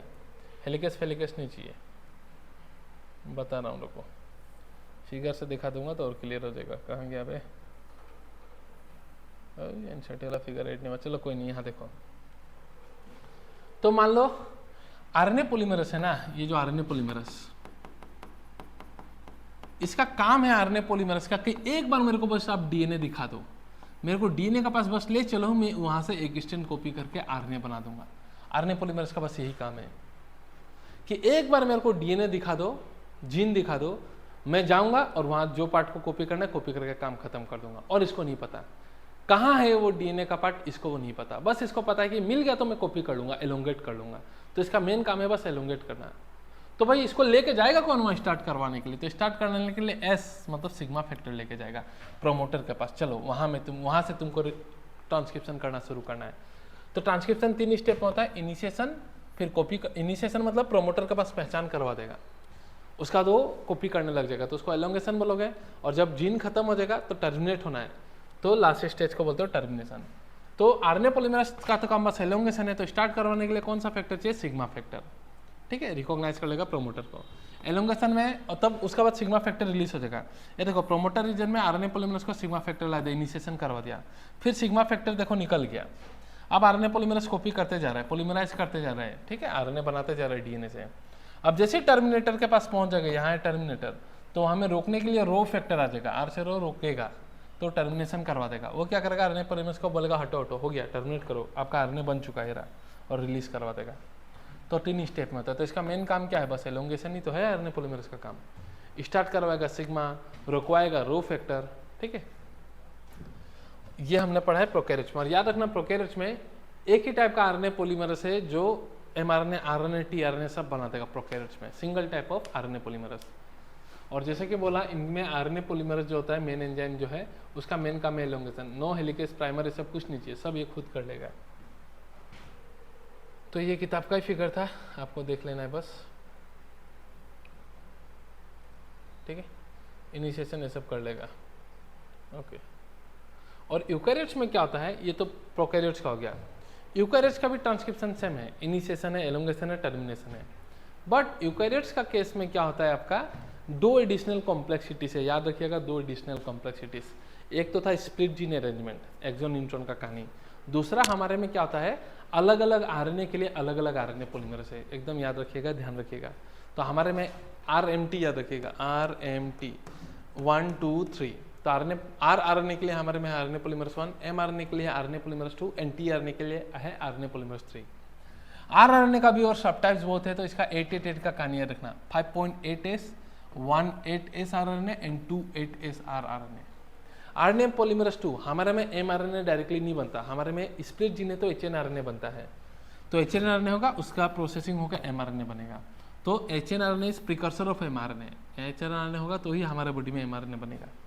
तीसरा आरएनए पॉलीमरेज 3 वो टीआरएनए बनेगा, तो tRNA, snRNA small nuclear RNA, 5s rRNA. ध्यान रखना 8 वाला कहानी 1 में था, 5s आरआरएनए पूछ दिया तो आप समझना आरएनए पॉलीमरेज 3 बना रहा है। ये कॉम्प्लेक्सिटी हमारे में अलग अलग आरएनए पॉलीमरेज है, प्रोकैरियोट्स में एक ही टाइप का है। दूसरा कॉम्प्लेक्सिटी है जो ऑलरेडी बता दिया, हमारे में स्प्लिट जीन अरेंजमेंट होता है, जिसमें जीन का पास एक्सॉन होगा कोडिंग पार्ट और इंट्रॉन नॉन कोडिंग पार्ट भी होगा, ठीक है। तो हमारे में ट्रांसक्रिप्शन के बाद क्या बनता है? एचएनआरएनए बनता है, जो प्राइमरी ट्रांसक्रिप्ट कहते हैं हम। इमैच्योर्ड आरएनए भी कह देते हैं मुझे, immatured mRNA. Now to form matured RNA that is mRNA, processing का जरूरत होगा, उसे हम क्या कहते हैं? पोस्ट ट्रांसक्रिप्शनल मॉडिफिकेशन, जो कि 3 स्टेप होगा, capping, telling and splicing. Capping, telling and क्या? स्प्लाइसिंग। पकड़ लो, ये सपोज ये बन गया है आपका आरएनए, एचएनआरएनए बन चुका है, यहाँ एक्सॉन इंट्रॉन दोनों हैं। इसको मैं पेपर से दिखा दूंगा, डोंट वरी। एक बार ये देखो, तो ये एमआरएनए है, पकड़ लो, एचएनआरएनए, तो यहाँ एक्सॉन इंट्रॉन दोनों हैं। तो प्रोसेसिंग का मेन मुद्दा क्या है? इंट्रॉन को हटाना है, इंटरफेयरिंग पार्ट को, और एक्सॉन को जोड़ देना है ताकि एमआरएनए बने। तो सबसे पहले कैपिंग होता है 5 प्राइम में। 5 प्राइम को स्टेबल करने के लिए यहाँ में मिथाइल गुआनोसिन ट्राइफॉस्फेट आके लग जाता है, देखो स्टेबल कर दिया। ऐसा था ये बढ़िया से, इसको आके बाइंड कर लिया कैप की तरह। कौन? Methyl guanosine triphosphate. अब 3 प्राइम एंड खाली है, इसको कोई आके एंजाइम डिग्रेड ना कर दे बोल के यहाँ में क्या होगा? यहाँ में 200 से 300 एडिनाइलिक एसिड आके लग जाएगा, न्यूक्लियोटाइड एडिनाइन वाला, एडिनाइलेट भी कह सकते हो। 200 से 300 आके लग जाएगा, एक टेल बना देगा। एडिनाइन का टेल है तो पोली ए टेल कहते हैं, इस प्रकार से। अब दोनों तरफ से स्टेबल हो गया इधर। अब बीच में बचा कौन है? Axon intron. तो इंट्रॉन को हटाना है। हटाने का प्रोसेस क्या होता है दिखाता हूं मैं, ठीक है, एक से ही दिखाऊंगा, आप समझना। ऐसा, ठीक है ऐसा। चलो तो ये HNRNA है, स्टेबल करने के लिए आ गया मिथाइल गुआनिसिन ट्राइफॉस्फेट। 3 प्राइम एंड में आ गया 200 से 300 एडिनाइलिक एसिड, तो इसे कैपिंग, ये टेलिंग, पहला कैपिंग दूसरा टेलिंग। कैपिंग 5 प्राइम में, टेलिंग 3 प्राइम में। अब इमेजिन करो, ठीक है कलम तो नहीं है, इमेजिन करो ये वाला पोर्शन आपका इंट्रॉन है, छोटा सा पोर्शन, इसको हटाना है। तो अगर डायरेक्टली ऐसा कोई एंजाइम आकर कैंची की तरह कट कर देगा तो क्या इश्यू हो जाएगा? बीच में तो यहाँ से कट हो गया तो बीच में गैप बन जाएगा, तो जुड़ेगा कैसे? इस प्रकार से मुश्किल हो जाएगा। तो एक एंजाइम होता है, एंजाइम कॉम्प्लेक्स होता है, स्प्लाइसियोसोम कहते हैं। वो क्या करेगा, ये इंट्रॉन को ऐसा कट कर देने से बीच में गैप होगा, जोड़ना मुश्किल होगा। तो यहाँ क्या करेगा, इस इंट्रॉन को हटाने के लिए ऐसा लूप बनाएगा। देखो इस प्रकार से, देखो ये एक जोन था, ये एक जोन, ये एक जोन, इंट्रॉन बीच में, इसको हटाना है तो 2 एक्सॉन को पहले लूप बना के करीब ला देगा। देखो इस प्रकार से। अब वो एंजाइम कॉम्प्लेक्स इसको कट करेगा। देखो इंट्रॉन को कट कर दिया, सी कट कर दिया। अब ये इंट्रॉन गया, अब ये एक्सॉन पास में है तो जुड़ जाएगा। वही स्प्लाइसियोसोम कॉम्प्लेक्स काटेगा भी, जोड़ेगा भी। डायरेक्टली अगर काट देता तो इतना गैप होना मुश्किल होता, तब जोड़ना मुश्किल होता है। इसलिए वो लूप बना के पहले एक्सॉन को करीब लाता है, फिर काट के फेंक दिया, जोड़ दिया। तो इसे हम कहते हैं स्प्लाइसिंग। आई होप ये क्लियर होगा, ठीक है। सो प्रोकैरियोट्स में क्या होता है, आरएनए पॉलीमर से कैपिंग होगा। कैपिंग में क्या होता है, 5 प्राइम एंड में होगा, मिथाइल गुआनिसिन ट्राइफॉस्फेट लग गया, स्ट्रक्चरल नेम 7 मिथाइल गुआनिसिन ट्राइफॉस्फेट भी कहते हैं। टेलिंग में क्या होगा, 200 से 300 एडिनाइलिक रेसिड्यू आके बाइंड करेगा 3 प्राइम एंड ऑफ एचआरएनए, ठीक है। इस लाइन का भी वेरी इंपॉर्टेंट मीनिंग है। देखो आरएनए तो यहाँ तक है रहा, अब यहाँ से एडिनाइन लगते जा रहा है। ये एडिनाइन क्या डीएनए को देख के लग रहा है? नहीं, बिना डीएनए का लग रहा है। तो ये ऐड होगा कैसा, बिना टेम्पलेट का। तो टेम्पलेट इंडिपेंडेंट मैनर में टेलिंग होता है, ध्यान रखिएगा। और स्प्लाइसिंग डन करेगा स्प्लाइसियोसोम कॉम्प्लेक्स, जिसका पास प्रॉपर्टी होता है एंडोन्यूक्लियस का भी, काटने का भी एंड जोड़ने का भी, ठीक है। So now spliceosome complex, intron ने देखो लूप बना लिया, अब एक्सॉन को जोड़ देगा और ये मैच्योर्ड आरएनए बन गया, जिसमें सिर्फ एक्सॉन प्रेजेंट है। और एमआरएनए मिथाइल गुआनिसिन ट्राइफॉस्फेट, और ये रहेगा इसको स्टेबलाइज करने के लिए, ऐसा नहीं कि ये हट जाएगा, ठीक है। तो ये चीज हमने देख लिया। एक बार यहाँ से भी देख लेते सब कुछ, आप देख लो, मैंने तो सब बता ही दिया। Coding strand reference and promoter किस तरह 5 प्राइम एंड में होगा, क्यों दोनों स्ट्रैंड कॉपी नहीं होता, क्या क्या एंजाइम है, क्या काम है। आरएनए पॉलीमरेज सिग्मा स्टार्ट करेगा, रो रोकेगा। तो आरएनए पॉलीमरेज डायनेमिक है, ऐसा नहीं कि एक के साथ ही काम कर रहा है। तो आरएनए पॉलीमरेज जो है वो डायनेमिक है, सिग्मा के साथ भी करता है, रो के साथ भी करता है, अकेला भी काम करता है। हमारे में 2 आपका एडिशनल कॉम्प्लेक्सिटीज है, वो ऑलरेडी डिस्कस कर लिया अभी बहुत बढ़िया से डिटेल में। और ये हमने देख लिया capping, telling and splicing. Okay, ये इंचाटी का फिगर है, ध्यान रखना, खूब पूछना था। ये लूप जो बना लिया सब क्या है आपका, इंट्रॉन, ये रहा इंट्रॉन, ये सब ये इंट्रॉन, यही कलर लूप बना के रखा हुआ है, ठीक है। पोली टेल, इस प्रोसेस को पोली एडिनाइलेशन भी कहते हैं, टेलिंग को। और याद रखना एक चीज, ये लाइन कि only short stretch of RNA remain bound with the enzyme. जब डीएनए से आरएनए बन रहा है तो आरएनए का एंजाइम के साथ सिर्फ छोटा सा स्ट्रेच ही जुड़ा हुआ लगा रहता है, ठीक है। एक बार पॉलीमरेज टर्मिनेटर को पहुंच जाएगा तो जो नया आरएनए होना है वो फॉलो अप हो जाएगा। So also the RNA polymerase भी निकल जाएगा और टर्मिनेशन हो जाएगा। यहाँ में जो दिखा के रखा हुआ है कि सिर्फ देखो आरएनए तो बनते जा रहा है ना, तो पूरा आरएनए थोड़ी आरएनए पॉलीमरेज में घुसा हुआ है, सिर्फ थोड़ा सा एंड लगा रहता है। ये स्टेटमेंट दे देगा तो घबरा मत जाना, ये लाइन इसलिए इसको हाईलाइट किया मैंने शेटी से,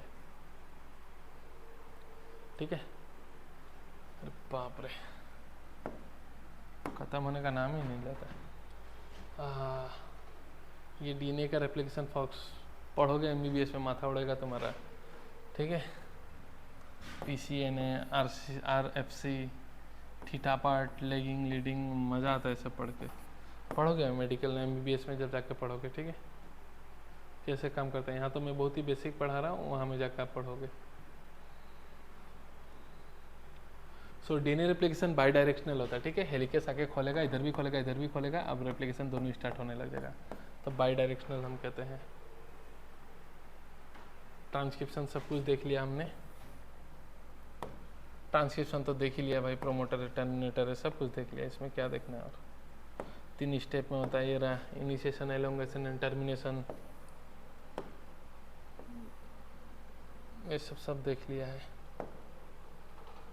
दो कॉम्प्लेक्सिटी से ये सब भी देख लिया ऑलरेडी। ठीक है, जीन क्या है, एक्सोन, इंट्रॉन, एचएनआरएनए सब देख लिया। अब हम देखेंगे जेनेटिक कोड। ठीक है, सो एक है जेनेटिक कोड, दूसरा है कोडॉन। तो ध्यान देना, ये एमआरएनए है, कहाँ गया भाई, ये रहा एमआरएनए 5 प्राइम टू 3 प्राइम। यहाँ में है, पकड़ लो, न्यूक्लियोटाइड है AUG, CCC, UUU, GGG, ठीक है, UAA। तो एमआरएनए में जो टोटल न्यूक्लियोटाइड का सीक्वेंस होगा उसे कहोगे जेनेटिक कोड। ये रहा कोड, सारा कोड। तो एमआरएनए में जो टोटल न्यूक्लियोटाइड होगा या नाइट्रोजनस बेसिस होगा उसे आप क्या कहोगे, जेनेटिक कोड। पूरे को क्या बोलोगे, जेनेटिक कोड। और 3 जो एक एमाइनो एसिड के लिए कोड करेगा, 3 एक एमाइनो एसिड के लिए कोड करता है। जैसे AUG मेथिओनिन के लिए कोड करता है, CCG प्रोलिन के लिए कोड करता है, UUU फिनाइल एलालिन के लिए कोड करता है, GGG ग्लाइसिन के लिए कोड करता है। सो 3 मिलकर एक एमाइनो एसिड के लिए कोड कर, ये स्टॉप कोडन है, एक एमाइनो एसिड के लिए कोड करता है। इस 3 को बोल दोगे आप कोडन। तो आई होप दोनों का डिफरेंस क्लियर है। पूरे को बोल दोगे जेनेटिक कोड, और 3 एक एमाइनो एसिड के लिए कोड करता है, उससे आप क्या बोल दोगे, कोडन बोल दोगे। तो ये 3 एक एमाइनो एसिड के लिए कोड करता है। ये बात को किसने बोला था, जॉर्ज गैमो ने बोला था। ठीक है, जॉर्ज गैमो फिजिसिस्ट थे। इन्होंने सजेस्ट किया था कि कोडॉन्स कैसा होता है, ट्रिपलेट। इन्होंने सजेस्ट किया था कोडॉन कैसा था, ट्रिपलेट। और इनका लॉजिक क्या था मैं बता रहा हूँ। देखो, इनको पता था डीएनए में 4 प्रकार का नाइट्रोजनस बेस है, ATGC। और इनको ये भी पता था 20 amino acid standard amino acid है। ठीक है, प्रोटीन सिंथेसिस के लिए 20, और ATGC न्यूक्लियोटाइड है। तो इन्होंने बोला ये 4 न्यूक्लियोटाइड है, तो अगर 4 है और एक का कॉम्बिनेशन में होंगे तो मैक्सिमम कितना कॉम्बिनेशन होगा, 4। तो 4 ही कोडन पॉसिबल होगा। बट एमाइनो एसिड कितना है, 20। तो 4 तो 20 के लिए कोड नहीं करेगा। इन्होंने बोला मान लो AT, SG ऐसा करके अगर 2 का कॉम्बिनेशन में होता है तो 16 कॉम्बिनेशन पॉसिबल होता है। तो कितना कोडन बनेगा, 16। और 16 भी 20 के लिए कोड नहीं करेंगे, कोडन कम हो जा रहा है। बट अगर यही 4 में से 3 का कॉम्बिनेशन में रहे, जैसे ATG, AAA, ATT, ATC ऐसा करके, तो 64 कोडन पॉसिबल हो रहा है। इन्होंने जैसे ये प्रपोज किया तो 64 तो आराम से 20 को कोड कर देगा। यही इनका बेसिस था कि इन्होंने बोला कोडॉन ट्रिपलेट है। इन्होंने सजेस्ट किया 4 नाइट्रोजनस बेस है, RNA में सॉरी 3 ही, AU आएगा, RNA है तो नो इश्यू। एक का हुआ तो 4 कोडन 20 के लिए नहीं कर पाएगा, 2 हुआ तो 16 कोड नहीं कर पाएगा, 3 हुआ तो 64 20 के लिए कोड कर देगा। ठीक है, तो इसका फॉर्मूला क्या होता है, इसका फॉर्मूला होता है N। इसका फॉर्मूला क्या होता है, N क्या है आपका, number of nucleotides. Number of nucleotides का टाइप, कितना टाइप का न्यूक्लियोटाइड है। जैसे RNA में 4 टाइप का होता है, AUGC। इसका मैं हाइपोथेटिकल क्वेश्चन दे रहा हूँ। पकड़ लो एक ऑर्गेनिज्म में X, यहाँ में 5 टाइप का नाइट्रोजनस बेस मिलता है इसका RNA में, 5 टाइप का। कितना टाइप, 5 टाइप। और इसके पास टोटल एमाइनो एसिड कोड करने के लिए है 120 एमाइनो एसिड है। बताओ कितना पॉसिबल कॉम्बिनेशन होगा। तो 5 का 1 से करूँ तो 5 होता है, तो 5 120 को कोड नहीं कर पाएगा। 5 का 2 कर दो तो 25 होता है, 25 भी 120 नहीं कोड कर पाएगा। 5 to 3 करो तो 125 होता है, हाँ 125 तो 120 को कोड कर देगा। तो यहाँ में भी कोडॉन ट्रिपलेट होगा, और कितना पॉसिबल कॉम्बिनेशन होगा, 125। हाइपोथेटिकल एग्जांपल, यही अगर 130 एमाइनो एसिड होता तो नहीं होता, तब 5 to 4 होता, 625 होता आई थिंक, तब कोडॉन ट्रिपलेट नहीं क्वाड्रिलेट हो जाता, और इतना पॉसिबल कोडॉन होता, पॉसिबिलिटी इतना होता। ठीक है, तो ये आप ध्यान रखिएगा। तो इस चीज़ को प्रपोज किया था जॉर्ज गैमो ने। इसको एक्सपेरिमेंटली प्रूव किया था आपका 3 scientist, Hargobind Khorana, Severo Ochoa, Marshall Nirenberg. Hargobind Khorana ने क्या किया, लैब में RNA बनाया। ठीक है, लैब में उन्होंने RNA बनाया, होमोपोलीमर एंड कोपोलीमर। होमोपोलीमर मतलब सेम टाइप का, U सेम टाइप का बेसेस, CUC, एंड कोपोलीमर मतलब 2 अलग, CU ऐसा करके। तो हरगोबिन खुराना लैब में RNA बनाने के लिए सक्सेसफुल हो गए थे। बट सिर्फ RNA बनाने से तो कोडॉन ट्रिपलेट है पता नहीं चलेगा। कोडॉन ट्रिपलेट पता करना है तो RNA से प्रोटीन बना के देखना पड़ेगा कि उस प्रोटीन में कितना एमाइनो एसिड आके ज्वाइन कर रहा है। ठीक है, तो वो प्रोटीन बनाने के लिए सेल फ्री सिस्टम जो था वो प्रोवाइड किया आपका मार्शल नीरेनबर्ग ने। सेल फ्री सिस्टम, देखो प्रोटीन हम लोग का RNA से प्रोटीन कहाँ बनेगा, सेल में बनेगा। लैब में बनाना है देखो, तो इसको मैं बोलूँगा सेल फ्री सिस्टम। सेल तो नहीं है, सेल फ्री सिस्टम है, सारा कंडीशन दे दिया। तो यहाँ में आपका RNA से प्रोटीन बन जाएगा। तो मान लो यहाँ में सपोज UUU सपोज 6 बेसेस है, तो उन लोगों ने देखा 2 ही एमाइनो एसिड बन रहा है। फिर मान लो सपोज यहाँ में 3 ही था तो एक ही अमाइनो एसिड बन रहा है सेल्फी सिस्टम में। मान लो ने था तो 3 बन रहे हैं अमाइनो एसिड, तो वो कंफर्म हो गया कि 3 मिलकर एक अमाइनो एसिड के लिए कोड कर रहा है। तो कोडॉन्स का नेचुरल ट्रिपलेट है, इन लोगों ने प्रूव किया। तो वो सेल्फी सिस्टम किसने दिया? मार्शल लीनियरबर्ग, जो फाइनली हेल्प किया टू डिसिफर डी कोडॉन। और पहला कोडॉन जो इन लोगों ने डिस्कवर किया था वो यूयू था, जो कोड करता था फिनाइलएलानिन के लिए। और सेब्रोक्वा ने एक ऐसा भी एंजाइम बना दिया था जिसका नाम था पॉलीन्यूक्लियोटाइड फॉस्फोराइलेस। ये क्या करता है? आरएनए बिना डीएनए का बना देता था in temperate independent manner. Normally ये डीएनए है, हम बोलते हैं डीएनए से आरएनए बनेगा। डीएनए से क्या बनेगा? आरएनए। बट सेब्रोक्वा ने एक एंजाइम बना पॉलीन्यूक्लियोटाइड फॉस्फोराइलेस। वो क्या करेगा? इस ट्यूब में बस डाल दो तुम, suppose A U C C G C U U ऐसा डाल दिया, तो ये आरएनए, ये न्यूक्लियोटाइड को बिना डीएनए का ये इस प्रकार से आरएनए बना देगा करके। तो आरएनए को बना देगा इन टेम्पलेट इंडिपेंडेंट मैनर में। तो इसलिए इसे हम टेम्पलेट इंडिपेंडेंट एंजाइम भी कहते हैं या फिर ओक्वा एंजाइम भी कहते हैं। नेक्स्ट है आपका फीचर ऑफ जेनेटिक कोड। ठीक है, देख लेते हैं जेनेटिक कोड का क्या फीचर है।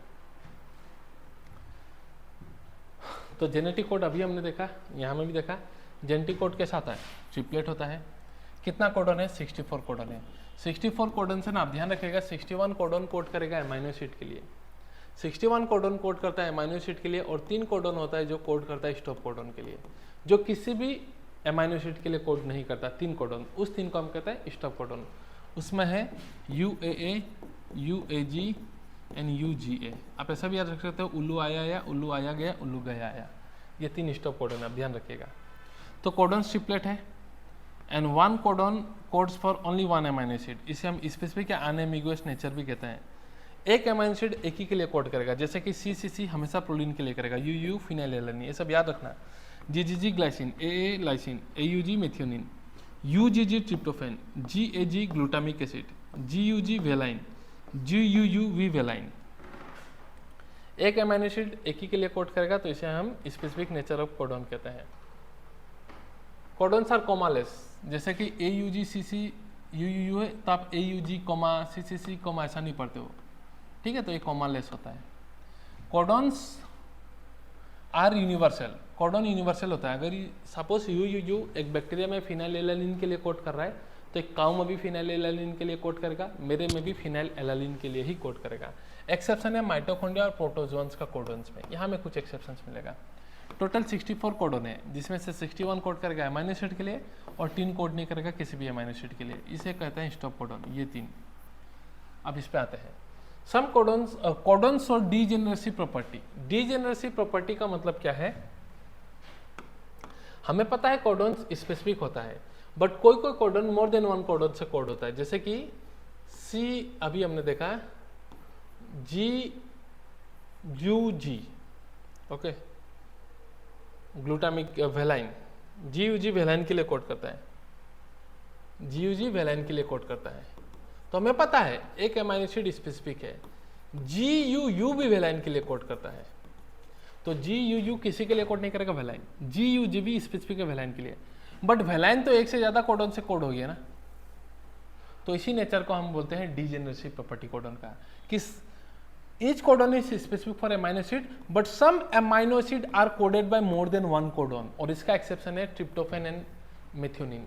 मेथियोनिन के लिए दुनिया में मल्टीपल कोडोन नहीं, एक ही कोडोन है AUG, एंड ट्रिप्टोफैन के लिए दुनिया में एक ही कोडोन है UGG, उसका वो डीजेनरेसिव प्रॉपर्टी नहीं दिखा था। एंड सम कोडोन से डुअल प्रॉपर्टी से AUG मेथियोनिन के लिए भी कोड करता है, स्टार्ट कोडोन की तरह भी एक्ट करता है। And codons are non overlapping, जैसे हम ऐसा नहीं पढ़ते AUG फिर UGC फिर GCA, ऐसा नहीं पढ़ते, नॉन ओवरलैपिंग है। AUG CAU AAU ACG ऐसा पढ़ेंगे हम, ठीक है। तो कोडोन्स आर नॉन ओवरलैपिंग। तो ये प्रॉपर्टीज आप थोड़ा ध्यान रखिएगा। कोडोन्स का प्रॉपर्टीज आप ध्यान रखिएगा थोड़ा, ओके। वेलाइन वाला देख लेते हैं, यहाँ से और भी कुछ याद करना है तो देखो, some amino acid are coded by more than 1 codon, इसी को डीजेनरेसिव प्रॉपर्टी कह रहे हैं। तो यहाँ में तो जितना कोडोन याद करना था उतना करवा दिया, उसके अलावा और भी आप 2-4 रहेगा वो याद कर लेना एनसीईआरटी का।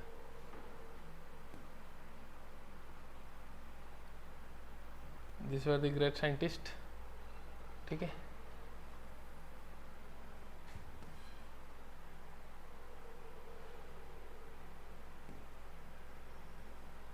ये सब ऑलरेडी हमने देख लिया।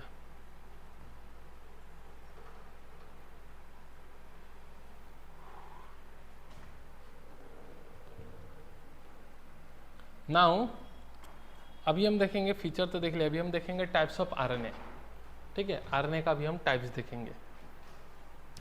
आरएनए का तो टाइप्स ऑलरेडी हमें पता है, एमआरएनए, आरआरएनए, टीआरएनए। अब उसी को डिटेल में पढ़ते हैं। आर मतलब राइबोसोमल आरएनए कहते हैं। ठीक है, हम इसे कैटेलाइटिक आरएनए भी कहते हैं क्योंकि एंजाइम की तरह भी काम कर सकता है, राइबोजाइम की तरह काम कर सकता है। तो इसका परसेंटेज सबसे ज़्यादा होता है, 80 से 85% होता है। और ये कहाँ बनता है? न्यूक्लियोलस में बनता है। Now what is nucleolus? एक थोड़ा बेसिक तरीके में मैं समझा दूँ तो ये सेल है, ये न्यूक्लियस है। तो न्यूक्लियस में होता है न्यूक्लियोलस, ये रहा। ठीक है, ये मान लो न्यूक्लियोलस है। सो डीएनए का जो पोर्शन न्यूक्लियोलस में रहेगा, ये देखो क्रोमोसोम का जो पोर्शन, ये भी पोर्शन है, देखो ये रहा एक पोर्शन क्रोमोसोम का, देखो। सो डीएनए का, क्रोमोसोम का जो पोर्शन ये न्यूक्लियोलस में रहेगा ना, वही सिर्फ आरआरएनए बना सकता है, बाकी नहीं। ये क्रोमोसोम आरआरएनए बना सकता है? नहीं बना सकता। क्रोमोसोम का सिर्फ वो पार्ट जो आपका न्यूक्लियोलस में रहेगा, वही जाके डीएनए से आरआरएनए बना सकता है। हाँ, ये लोग एमआरएनए, टीआरएनए बना सकते हैं, बट आरआरएनए वही पार्ट बनाएगा जो न्यूक्लियोलस में रहेगा। ये चीज़ ध्यान रखना, इस कंसेप्ट को बहुत जरूरी है समझना। और वो हर क्रोमोसोम के पास नहीं है, हमारे पास आई थिंक 4 या 5 क्रोमोसोम के पास ही वो प्रॉपर्टी था। 1 to 19 में भूल रहा हूँ नंबर, ओके, क्योंकि सब क्रोमोसोम हमारा न्यूक्लियोसोम में लिंक नहीं है। ठीक। और आपका राइबोसोमल आरएनए क्या है? ये आरआरएनए और 80 डिफरेंट प्रोटीन से मिलकर राइबोसोम बन रहा है। 80 डिफरेंट प्रोटीन्स, याद रखना। ठीक है। और जब राइबोसोम का बहुत सा यूनिट टुगेदर रहेगा तो ही वो एक्टिव रहता है।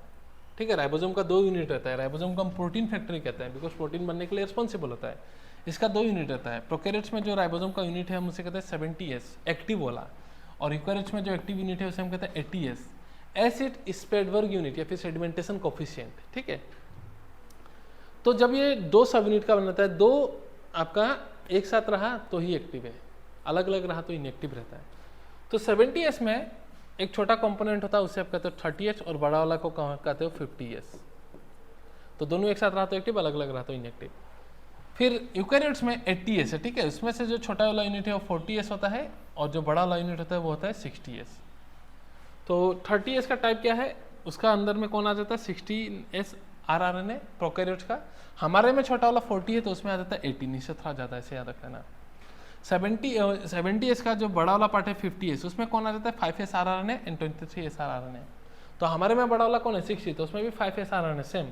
फिर 5.8 भी आता है हमारे में, एंड आपका 28S आरआरएनए। तो ये लार्जर सब यूनिट का part 23S rRNA and 28S rRNA peptidyl transferase की तरह काम करता है, राइबोजाइम की तरह। ठीक है,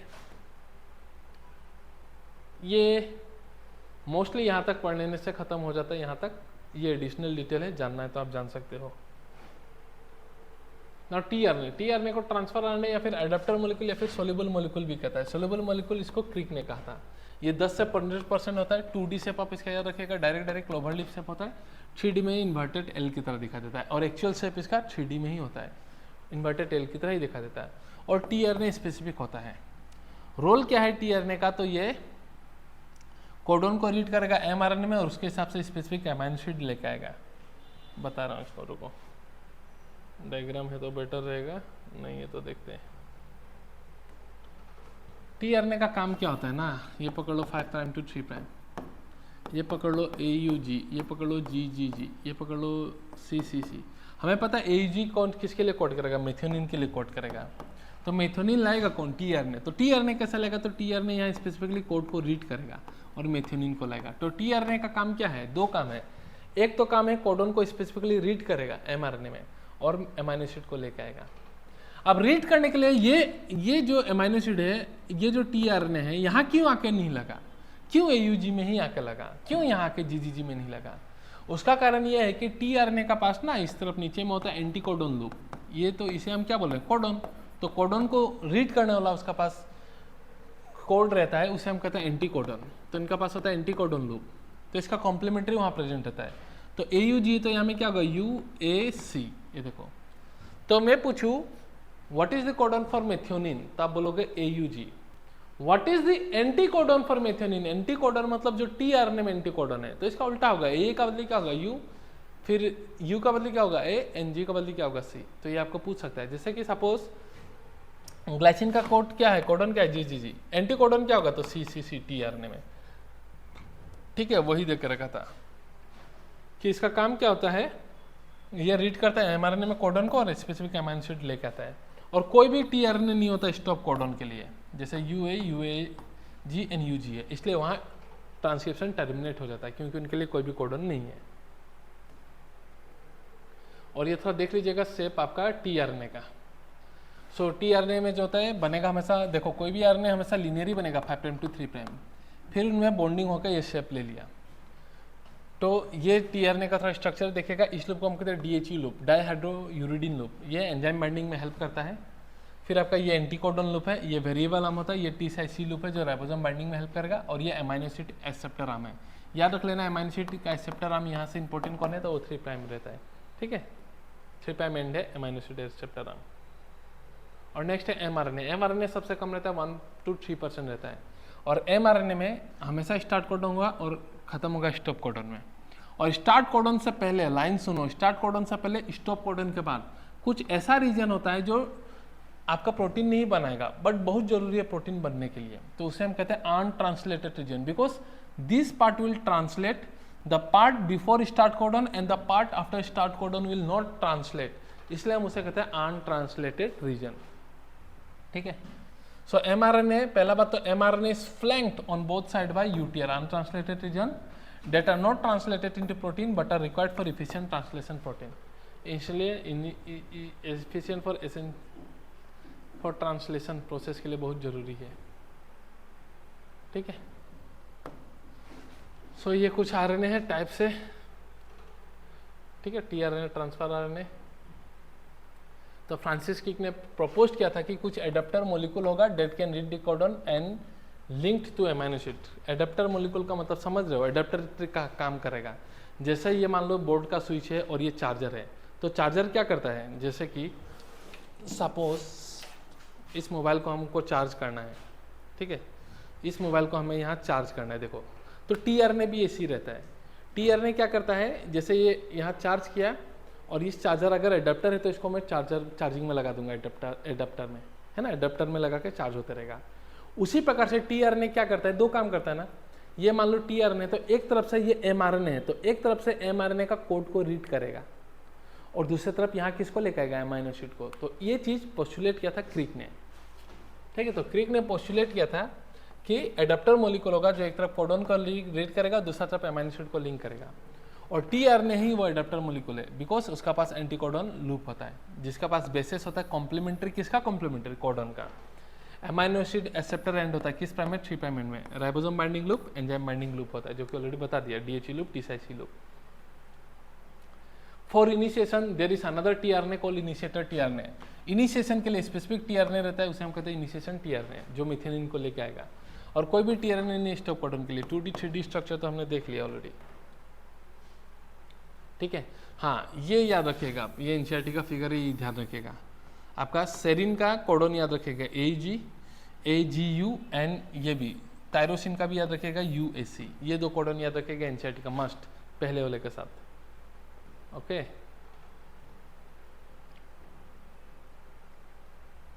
अच्छा, सो टाइप्स ऑफ RNA ये भी हो गया। नेक्स्ट अभी हम देखेंगे ट्रांसलेशन, नेक्स्ट अभी हम देखेंगे ट्रांसलेशन। व्हाट इज ट्रांसलेशन, पानी पी लेता हूँ शायद।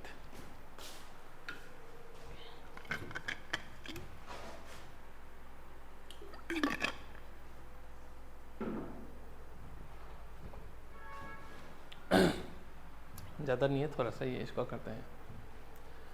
तो अभी नेक्स्ट हम स्टार्ट करते हैं ट्रांसलेशन। सो डीएनए से डीएनए बनने को हम बोलते हैं रेप्लिकेशन, डीएनए से आरएनए बनने को हम बोलते हैं ट्रांसक्रिप्शन, एंड आरएनए से प्रोटीन बनने को हम कहते हैं, आरएनए से प्रोटीन बनने को हम कहते हैं ट्रांसलेशन, ठीक है। और ट्रांसलेशन के लिए हमें तीनों चीज़ चाहिए, mRNA चाहिए जिसका पास कोडन है, कोडन जैसे AUG, कोडन को रीड करने के लिए tRNA चाहिए जो अमाइनो एसिड को लेकर आएगा, और इन सबको प्रोटीन बनाने में हेल्प करेगा राइबोसोम, ये बड़ा वाला यूनिट और ये छोटा वाला यूनिट। तो तीनों RNA का यहाँ जरूरी है चीज़ है। सो ट्रांसक्रिप्शन मतलब क्या, पॉलीमराइजेशन ऑफ एमाइनो एसिड, जिससे प्रोटीन बनेगा, पॉलीपेप्टाइड बनेगा। किसके बेसिस में, based on the sequence of codon. कहाँ में है, एमआरएनए का बेस्ड में। सो कहाँ में टेक्स प्लेस करेगा, राइबोसोम में। तो ribosome consist of structural RNA and about 80 different types of protein. Ribosome catalyst की तरह भी काम करता है, 23S जो पेप्टाइड बॉन्ड फॉर्मेशन में काम आएगा। ये थोड़ा देखेंगे, डोंट वरी। तो डायरेक्टली यहाँ से स्टार्ट करते हैं, थोड़ा जल्दी हो जाएगा और समझ भी आएगा। सो ट्रांसलेशन मतलब प्रोटीन बनना एमआरएनए से। तो ये चाहे प्रोकैरियोट्स हो या यूकैरियोट्स हो, कहाँ में ओकर होगा, साइटोप्लाज्म में ओकर होगा। प्रोकैरियोट्स हो या फिर यूकैरियोट्स हो, कहाँ में स्टार्ट होगा, साइटोप्लाज्म में, बोथ प्रोकैरियोट्स यूकैरियोट्स। बट जबकि ट्रांसक्रिप्शन हमारे केस में न्यूक्लियस में होता है एंड ट्रांसलेशन हमारे केस में साइटोप्लाज्म, बट प्रोकैरियोट्स में वो भी दोनों जगह होता है। बट ट्रांसलेशन प्रोकैरियोट्स और यूकैरियोट्स कोई डिस्टिंक्शन नहीं है, साइटोप्लाज्म में ही होना है। और एमआरएनए से प्रोटीन बनने का भी 3 स्टेप होता है, इनिशिएशन, एलोंगेशन एंड टर्मिनेशन। और जो भी sequence of amino acid protein में होगा वो अकॉर्डिंग टू कोडन होगा एमआरएनए में। एमआरएनए में जो कोड है सीरियली उसी के हिसाब से एमाइनो एसिड लगते जाएगा। नाउ ट्रांसलेशन स्टेप, तो ये जो है ना, इसे कट कर देके इसे प्रायर टू इनिशिएशन लिखना है। प्रायर टू इनिशिएशन, ये इनिशिएशन नहीं, प्रायर टू इनिशिएशन। स्टार्ट होने से पहले क्या होगा, देखो ये आपका है एमआरएनए है, AUG GGG CCC। तो मान लो AUG को रीड करके टीआरएनए क्या लेके आएगा, एमाइनो एसिड को लेके आएगा। तो एमाइनो एसिड क्या टीआरएनए में लगा रहता है क्या, नहीं। तो सबसे पहला स्टेप रहता है एमाइनो एसिड टीआरएनए में लगने के लिए ना, इस एमाइनो एसिड को एक्टिवेट होना पड़ता है। तो सबसे पहला स्टेप है एक्टिवेशन ऑफ एमाइनो एसिड, जो इनिशिएशन से पहले ही हो जाता है। तो activation of amino acid, amino acid क्या करता है, ATP का मदद से और एक एंजाइम का मदद से, मन होता है याद रखना, नहीं याद करने से भी होगा। इस एंजाइम का नाम है एमाइनो एसाइल टीआरएनए सिंथेटेस। ये एंजाइम अब क्या करेगा, एमाइनो एसिड के साथ कॉम्प्लेक्स बना लिया। एमाइनो एसिड यहाँ से फॉस्फेट चला गया ADP प्लस ये एंजाइम कॉम्प्लेक्स, 2 फॉस्फेट निकल गया। तो इस स्टेप को कहते हैं activation of amino acid which will take place prior to initiation. अब एक बार ये एमाइनो एसिड एक्टिवेट हो चुका है तो ये एमाइनो एसिड अब टीआरएनए को बाइंड करेगा। उसी को हम बोलते हैं चार्जिंग ऑफ टीआरएनए या फिर amino acylation of tRNA. Charging of tRNA या फिर एमाइनो एसाइलेशन ऑफ टीआरएनए कि जो एक्टिवेटेड एमाइनो एसिड है वो बाइंड करेगा टीआरएनए को। ये एक्टिवेटेड एमाइनो एसिड, एक कट कर दो, इतना कॉम्प्लेक्स ही नहीं करना। एक्टिवेटेड एमाइनो एसिड टीआरएनए को बाइंड करेगा। तो देखो ये एमाइनो एसिड टीआरएनए को बाइंड कर गया और ये AMP और एंजाइम निकल के चला गया।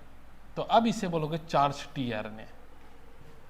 तो इनिशिएशन यहाँ से शुरू हो गया, देखो। तो prior to initiation amino acid activate होगा और एमाइनो एसाइलेशन ऑफ टीआरएनए हो जाएगा। अब इनिशिएशन कब स्टार्ट होगा, ओके यही देख लो।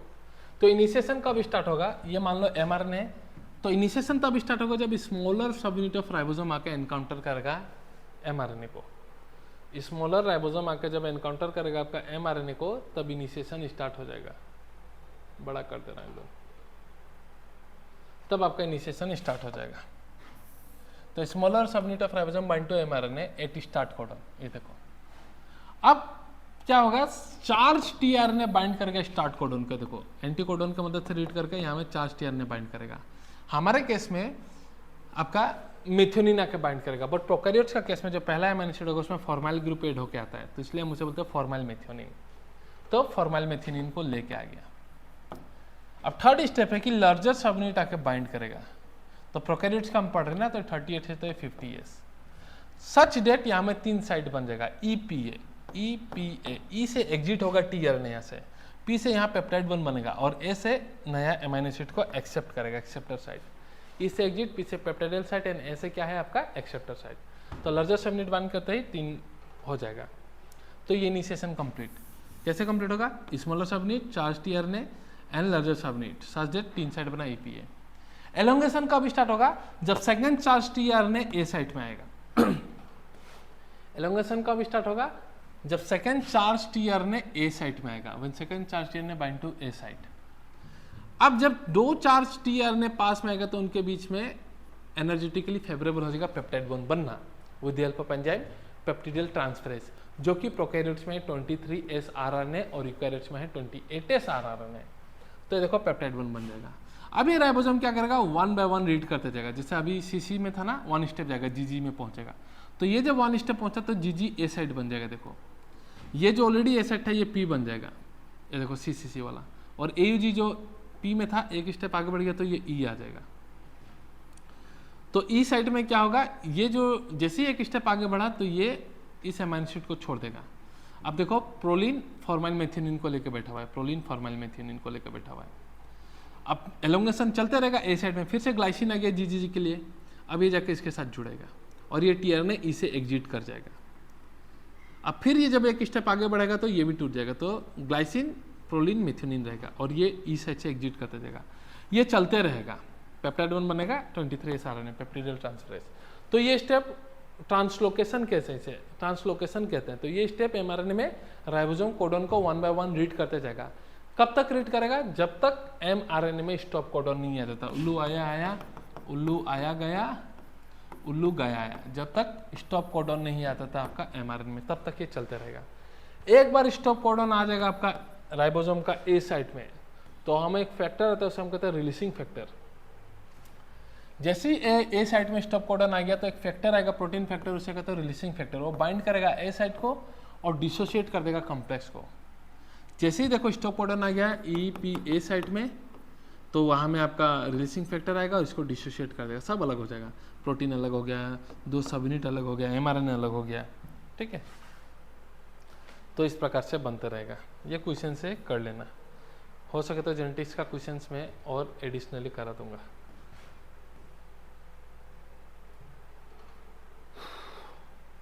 तो ट्रांसलेशन इनिशिएशन होने से पहले चार्जिंग ऑफ टीआरएनए होगा, ठीक है, जैसे मैंने बताया। तो ये सब कहानी पढ़ लिया, एलोंगेशन चलते रहेगा, ये सब देख लिया। ट्रांसलेशन को मैं और थोड़ा बेटर यहाँ से दिखा देता हूँ, मज़ा आएगा। ये देखो, ये है राइबोसोम का सब यूनिट अलग अलग है, सब देखो। तो सबसे पहले क्या होगा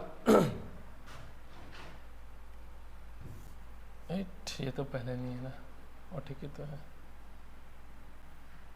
चलो ठीक है कोई नहीं। तो इनिशिएशन दिखा दिया यहाँ में, मतलब लार्जेस्ट सब यूनिट आ गया, स्मॉलर आ गया, चार्ज टीआरएनए स्टार्ट कोडन में आया। अब सेकंड एलोंगेशन के लिए ए साइड में आएगा, तो उनके बीच में बॉन्ड बनेगा पेप्टिडाइल ट्रांसफरेज। अब ये 1 स्टेप आगे आएगा तो CAU में चला जाएगा, देखो CAU।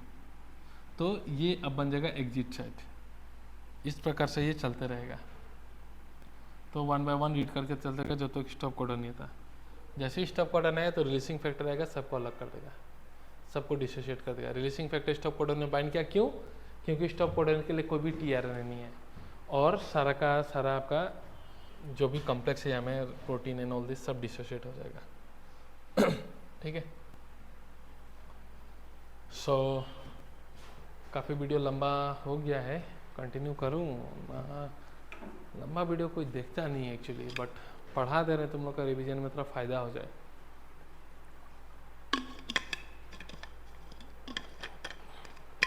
रिवीजन में थोड़ा फ़ायदा हो बोल के इतना मेहनत किया जा रहा है। पढ़ो थोड़ा, एक बार रिवाइज करो। बढ़ाने से कोई देखेगा नहीं, इसलिए इसको तोड़ दूँ क्या? कंटिन्यू कर दो, चलो कंटिन्यू कर देते हैं।